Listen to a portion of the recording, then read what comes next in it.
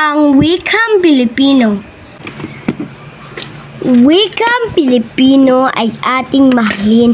Ito ang sagisag nitong bansa natin. Binubuklod nito ang damdamin, ang ating isipan at layunin. Wikang Pilipino ay may itulad sa agos ng tubig na mula sa dagat, kahiman at ito'y sagkahan ng tabak.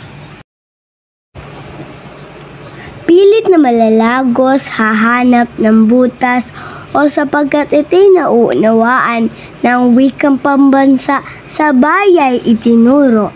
32 taong sinasapuso ng bata, matatanda, lalo na ng mga guro. Napasok na nito'y maraming larangan, mga gawaing pamparalan, transaksyon sa bayan at sa sambayanan. Iya'y lumitaw na sa mga bayani, Rizal, Bonifacio, Del Pilar, Mabini. Kaya't kabataan sikaping mag-aral sa sariling bayan ng dangal at puri.